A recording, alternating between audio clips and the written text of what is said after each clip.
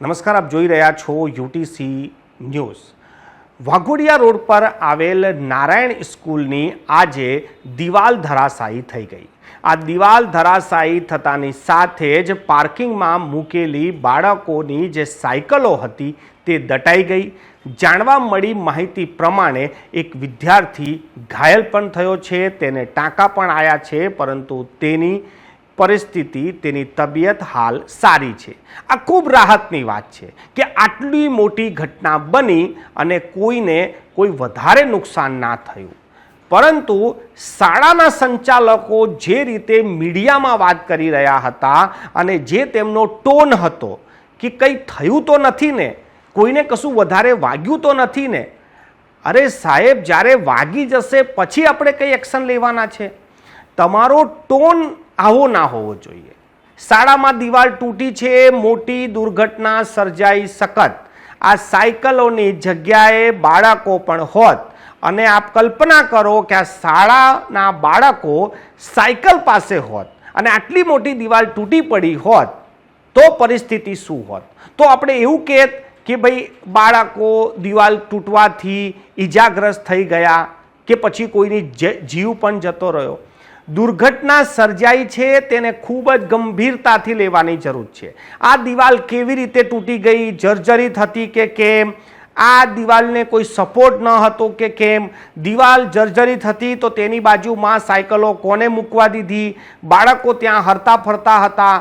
માનો કે છૂટવાનો સમય હોત ને બાળકો વધારે હોત તો આ ગંભીર બાબત થઈ જાત, પરંતુ આ તમામ સવાલોને છોડીને શાળાના સંચાલકોનો જે લૂલો બચાવ છે એ પણ કોન્ફિડન્સ જુઓ કે કંઈ થયું જ નથી। અરે સાહેબ, જો થવાની રાહ જોવાની છે આપણે? તમારો ટોન એવો હોવો જોઈએ કે ભગવાનનો શુક્ર છે કે કંઈ નથી થયું, બાકી તમારી આ નિષ્કાળજી કોઈના ઘરનો દીપક બુઝાવી દે।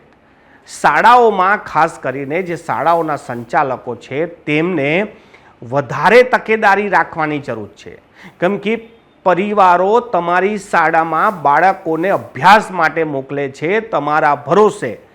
એવું ના થાય કે કોઈ દિવસ બાળક ઘરે પરત ના જાય, એની જવાબદારી તમારે લેવી જ પડશે।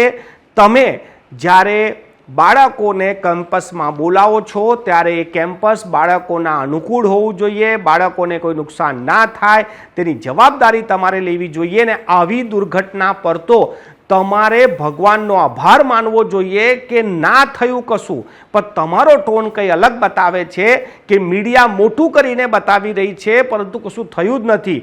થયું તો બહુ મોટું છે। રાહતની વાત એ છે કે કોઈ મોટું નુકસાન નથી થયું। આ ઘટના નાની નથી। શાળાના સંચાલકો આ ઘટનાને જ નાની બતાવી રહ્યા છે। મોટી ઘટના શું ત્યારે જ બનશે જ્યારે કોઈ બાળકોનો જીવ જતો રહેશે?